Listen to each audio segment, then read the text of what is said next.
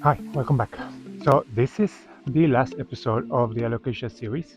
I started about a month ago. I'm gonna do a recap, not only with the small plants like I mentioned. I have that on a separate video that I recorded earlier. You're gonna watch it in a minute, and if you want to skip it, it's about 9 minutes or so. Considering that it's going to be the last episode of Alocasias for the year, let me show you the updates of the repots that you already saw in the series, how are they doing, and also the ones in the garden. So this is going to be all the Alocasias and Colocasias basically in my collection and how they are reacting to the repots.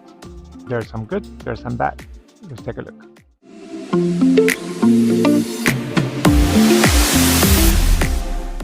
Pots, and then these three are regal shields, but I don't know why it is that. I don't know if it's a mite that I cannot see, but this happened from the beginning in the propagation box.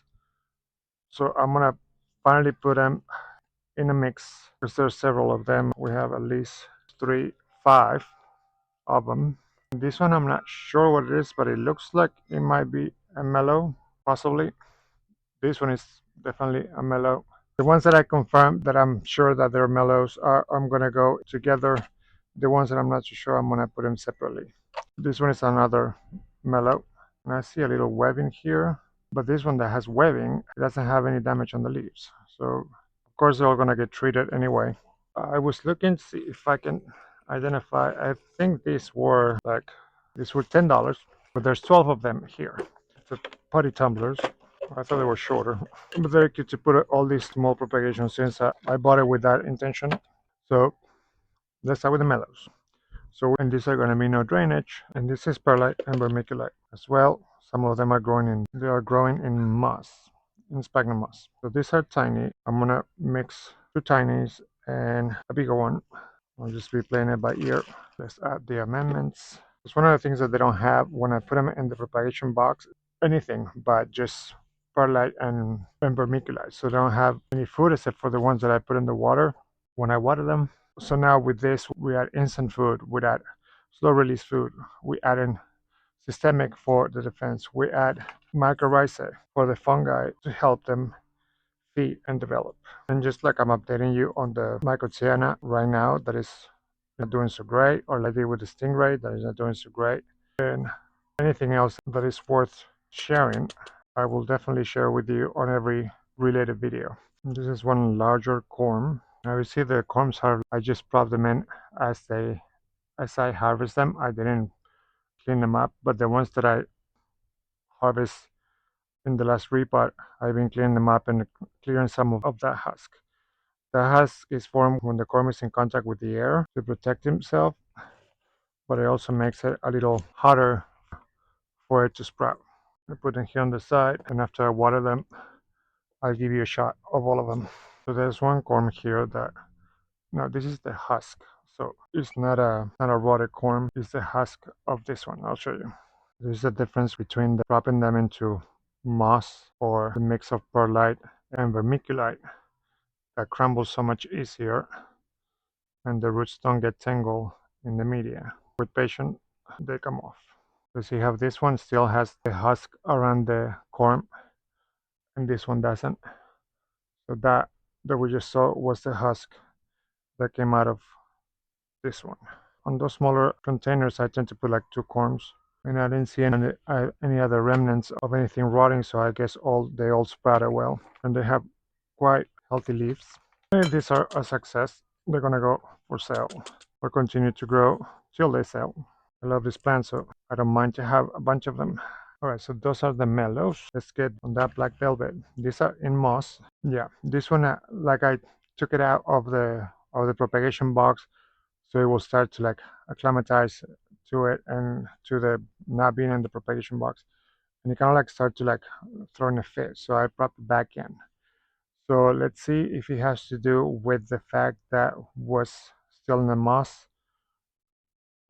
But look at this, how the roots have wrapped around the bottom of the container. So this one is going to be a little trickier to remove without doing any damage.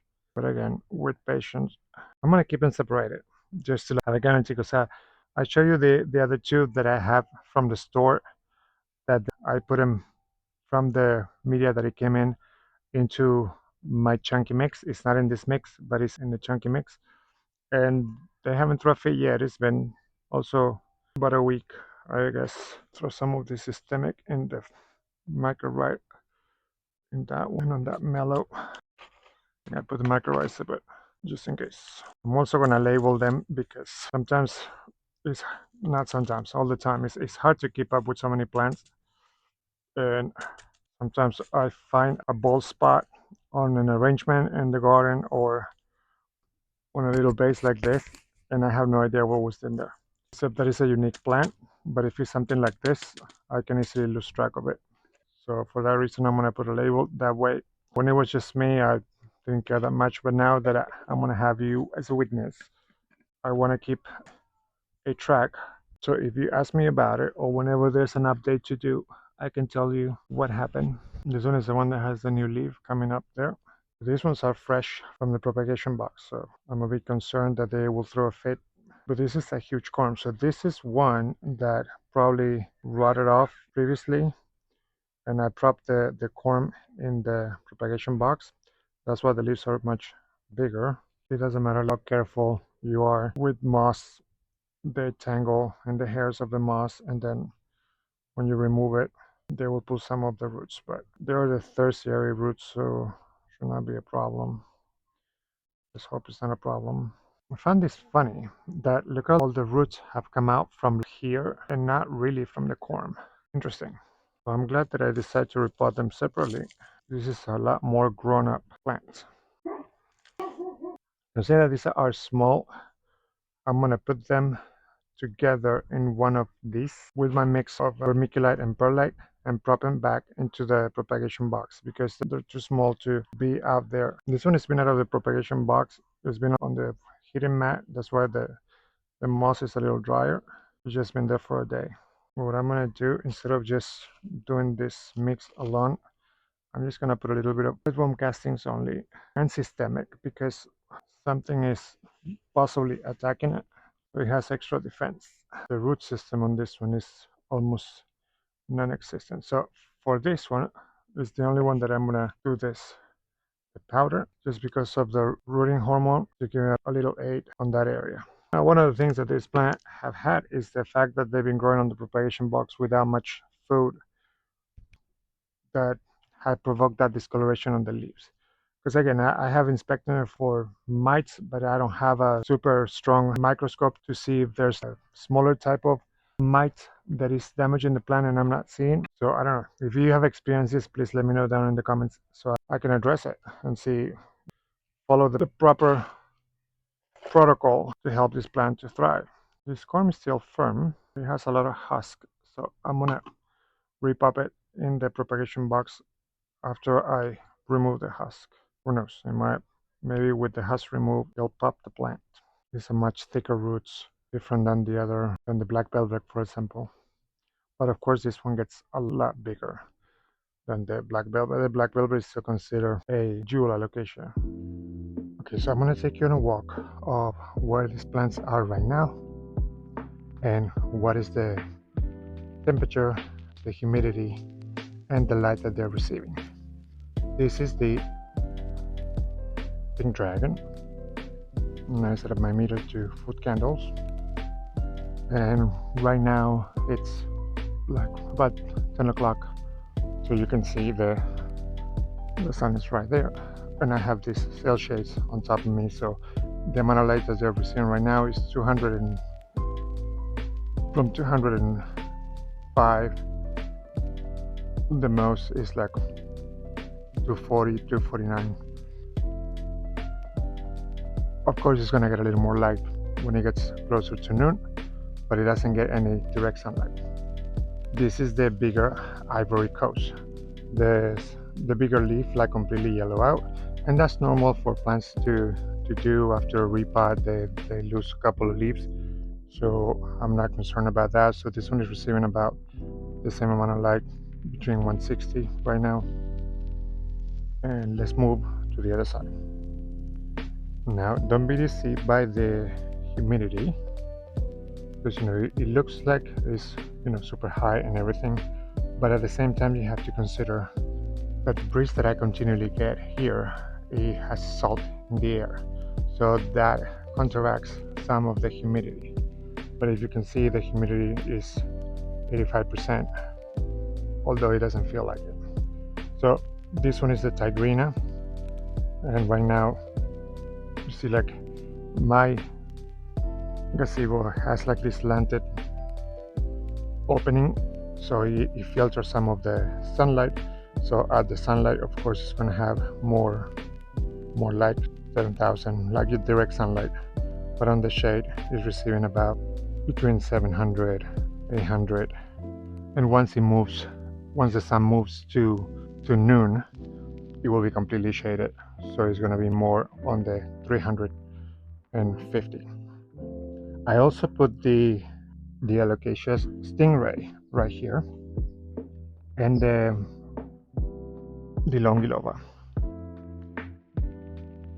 The Longilova is keeping, as you see, the bigger leaves. You lose a couple of on the smaller ones, like you see, it's like a little shrivel right there. But the amount of light is also depends on the light. It gets a little bit of sunlight, but it's just for a few minutes, and then it continues to move. Then the stingrays, as you can see over here, are right here. So I have here the one that I put in water.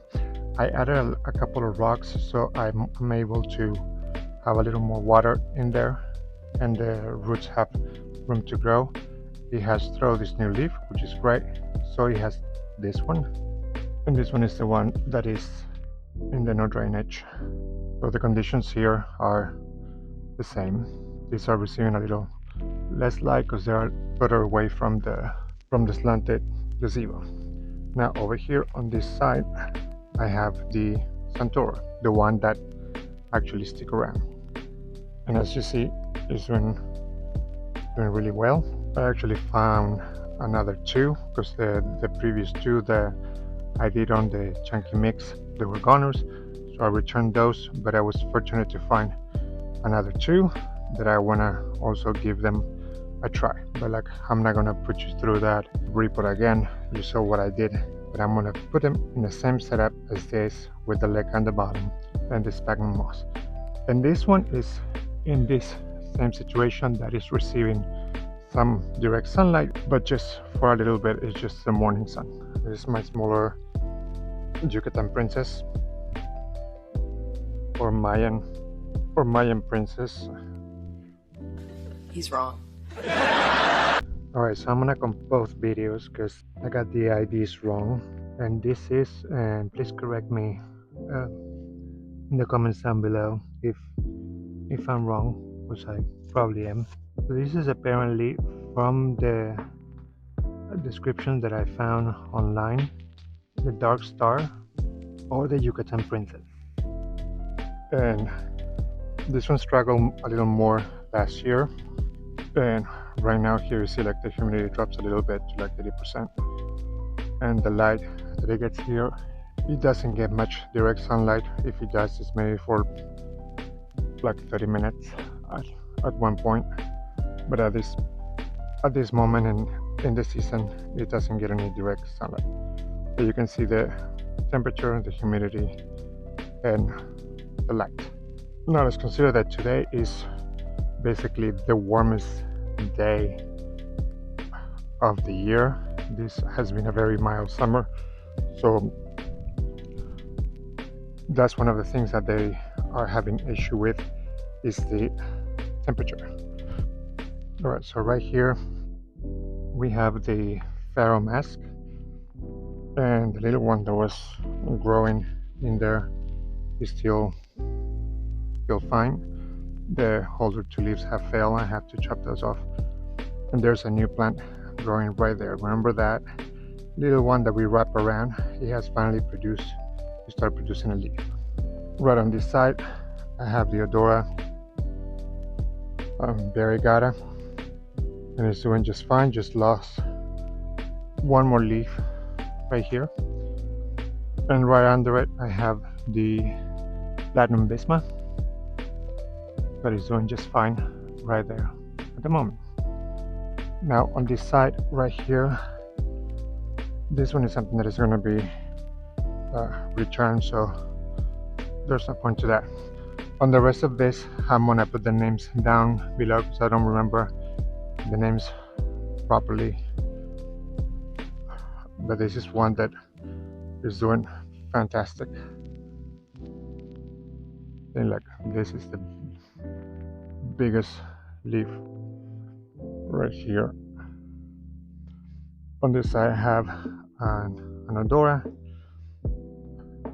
The one that struggled the most here is the white lava. I don't know if it's not getting enough nutrient. What are the deficiencies? Because the leaves don't stick around. This is the lowrider. That is the illustris. And you can see how the difference on the leaves, how some are darker than others.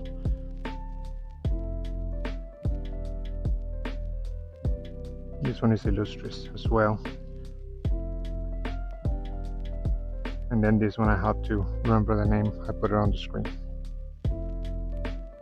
Although for the size, if you look at the size of the corm, I'm wondering why the leaves are not a little bigger. So this leaf is being a little smaller than this one was, but it's just doing quite well because it has the chocolate color black stems, and it seems like this is a dark star. Now in this corner are the bigger ones. This is actually the Mayan mask because they have the white veins. They get a little bit of sunlight at this time, but once the sun moves over, they get maybe a little bit of more sun there at one point, like around 1 o'clock, but it's not for too long. And then this one was a little dormant on the last update that I did, but it came out at the beginning of the spring, and it died back, and then it's coming out again. Now the leaves that I produced earlier in the spring were bigger. I mean, this is something that I have to water every day because this fern sucks a lot of water. And I have the Black Magic right here. This one I continues to forget the name.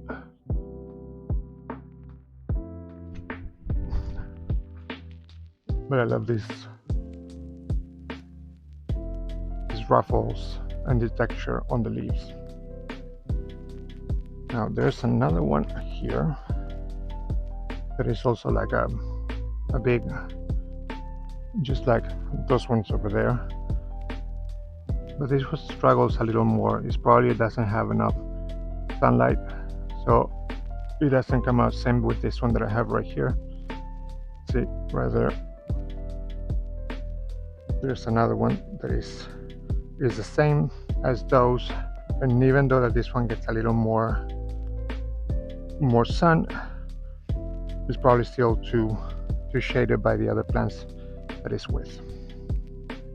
Okay, so now here inside I have, this is the final spot, like I showed you this one before, with the light and the light meter and everything is the Amazonica or poly. I put the mellow right here. You see there's a couple of leaves that have yellow big after the transplant. The scalpel is doing just fine. There's only one little leaf right here that have yellow, and that's normal because it's an older leaf. But as you see, this black velvet is not so happy. This one is apparently doing a little better. Then we have mellow, the dragon scale. Only one leaf has a fit. This was one of the other black velvets that I have from the store. and it was outside, but I brought it in. There was no drainage. So the ones that are in no drainage are the ones that I brought inside because I don't want them to get like over water when I water every day.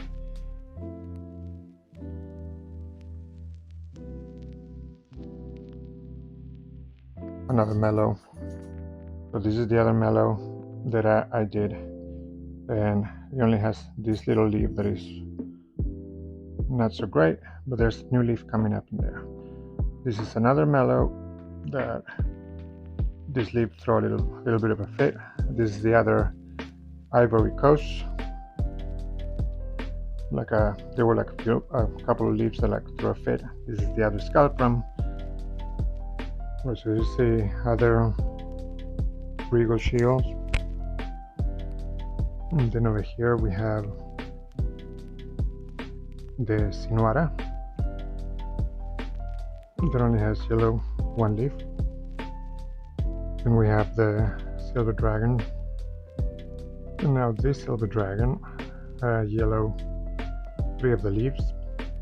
But that is alright. As expected. Now the Mickey Mouse is not happy whatsoever. But it's there. These are the other Sinuaras. They're also, they were not great to begin with, but hopefully in the new mix they do better. We have the single leaf of the Platinum Bisma that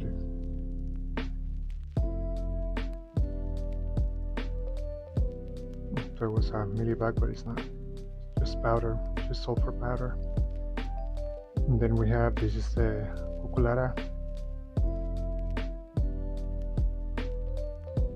that has brought in new leaves. This is the Odora Batic, and look how many little pups, all those little pups. I want to separate them. It has at least 3 new ones growing there. And we have the small Cuprias, the small Bisma. Even that I've been treating it, that I have the ladybugs working on it, it still was damaged. Then we have the other Odora. This one is the new leaf.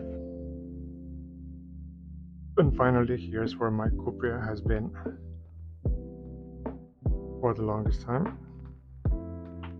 So right now, for example, between the lights in the kitchen, they're only receiving about between